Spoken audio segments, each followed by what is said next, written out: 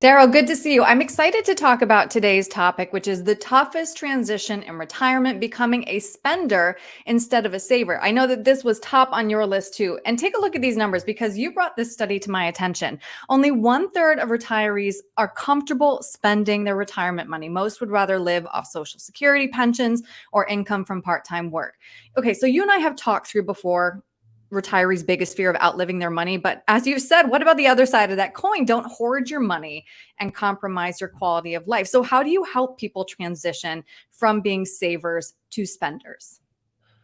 Well, there's a lot of empathy involved in understanding how people feel. Hmm. It's very much against the order of things. We earn money, we pay our bills, we save a little, and then we have this pile, and then we get to the point where, well, we have to make the pile go smaller, and so people are hoarders. It's very much against uh, the idea. Why do we have retirement money? Because it's to spend it. And I feel that, so I've watched my father and my in-laws.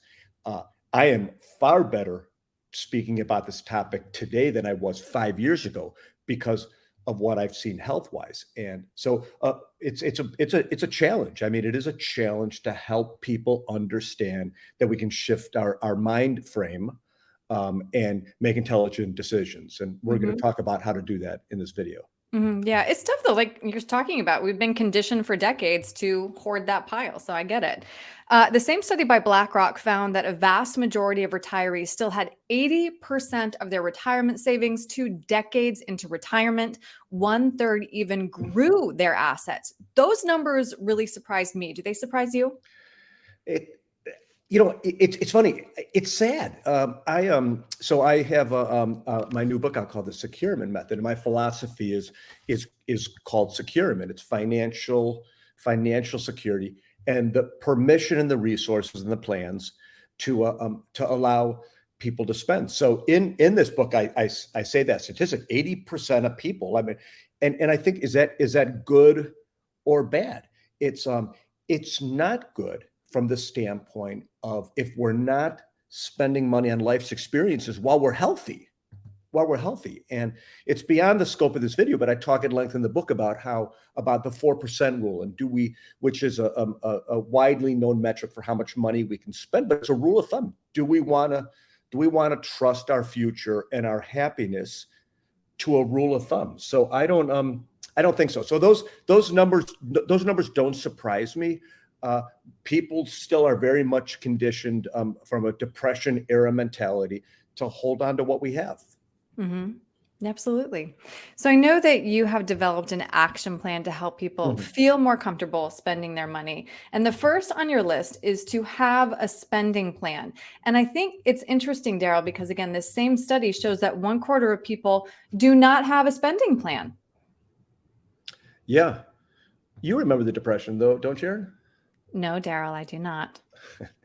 A lot of people have not taken the time to figure this out, and I think that sometimes I feel like it's a little hypocritical to say go ahead and spend, and let's spend when we're young, but on the other side, let's not compromise our standard of living. Right. Uh, but we have to count it. So at the very beginning, we have to say, okay, I like to break things down from a 30,000 foot level to needs, which would be basic survival needs; wants, which would be the kinds of things like um, uh, getting the Apple Watch the day it comes out.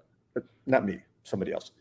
And or aspirational spending, which is helping your children if you like them, and things like that. So we have to do that work. We have to do that work, and one of the things that we'll talk about in future videos is healthcare expenses and how people really they don't figure that in the right way. So if I say to you, how much are you going to spend in retirement per month, and you might do some mental calculations based upon what you're doing right now, you say $6,000 a month. Well, if I told you that a 77-year-old couple spends $2,000 a month on medical care alone, Medigap, Medicare Part B, all these things, that we would see that changes that $6,000 number a little bit. So at the very beginning of this, Aaron, we have to do the work. We have to try to understand where we are on this. Step number 2 would be to assess your fixed income sources. What does that mean exactly? Well, everybody has fixed income sources like Social Security, pensions, annuities, sources of guaranteed income that you're not going to outlive. And so what we do, so from a planning perspective, economists, Aaron, they don't agree on much, right? Can't have a beer without arguing about margin of utility. But economists agree that we need to understand how income plays into this. And so we start with the gap. So we're spending this amount of money on rent and what have you, food, medical, and then we have below that would be the amount of guaranteed income we have coming in. So we have to know that number. Now, how to solve the gap, that's a different story, but we have to know that number going in. Right. So step number 3, and you are talking about it absolutely only when you've done 1 and 2 and you can figure out what that discrepancy is. It's known as the retirement gap. So how do you help people bridge that gap? Well, so I am a big proponent of offloading some risk of living a long life to an insurance company. That's in the form of an annuity. There are other ways to do it. There's a fabulous movie called The Baby Boomer Dilemma, which talks about retirement in this country, what's happening, and how in a future video we'll talk, Aaron, about what happened in the state of Florida in the beginning of this century, the 2000s. And how they sort of try to pull a little bit of sleight of hand on people with regards to their pensions, giving them the ability to manage money themselves. But what's interesting is the people, my clients, the people who I know that are the happiest are the ones that have guaranteed income. And I know one of my best friends growing up, his mother was a nurse and his father was a superintendent. And I can just imagine what their sources of guaranteed income are based on those professions. And I see them on Facebook all over the world all the time, probably really enjoying things. So when we talk about this gap, we have to find ways to solve it. The best way to solve it actuarially, is to use something known as mortality credits, which come from an annuity. It's where you're giving a sum of money to an insurance company. They're guaranteeing to pay you X dollars for the rest of your life. That can be structured in many different ways, but that is the best way to fund that gap to some degree. And only because you're bringing this up, I do want to show you this, Darryl. This isn't news to you, but pensions, increasingly, nobody is getting them, right? And so annuities are one option to create your own private pension now that people, don't get them anymore. You know what? I dedicated 3 chapters in the book to that concept. It is there's a concept known as mortality credits, and so right now, I can either, if I'm 65, let's say, and I have a gap between my Social Security, I don't have a pension, my gap of Social Security, and whatever we want to spend, I can either annuitize or self-annuitize. So to annuitize would be to offload some of the risk of me living a long life to an insurance company that's giving us some money to them for a stream of cash flow that's guaranteed. Self-annuitizing is something a little bit different, but that means that I have to know how long I'm going to live, and I also have to know how to generate returns year after year to make that plan come out. So I always say to people, if you don't have a pension, buy one.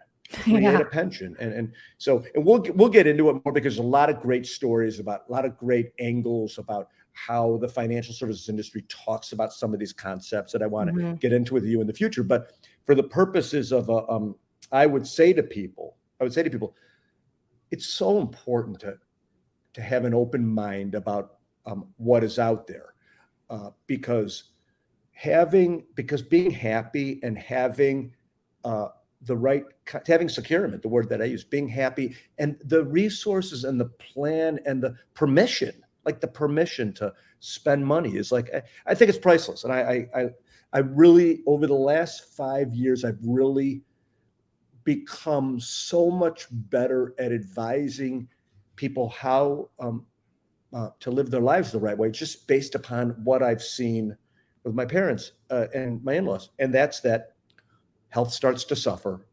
and you lose the ability to add on life's experiences. Right. And you talked about the plan, and I just want to reiterate that point. Seeing those numbers in black and white and seeing that you're not going to outlive your money, yet you can maintain your quality of life, that is what provides peace of mind. So that is crucially important. Darryl, this has been really interesting. I look forward to discussing your book more later soon, but thanks for making time today. Okay, great. Thanks, Aaron.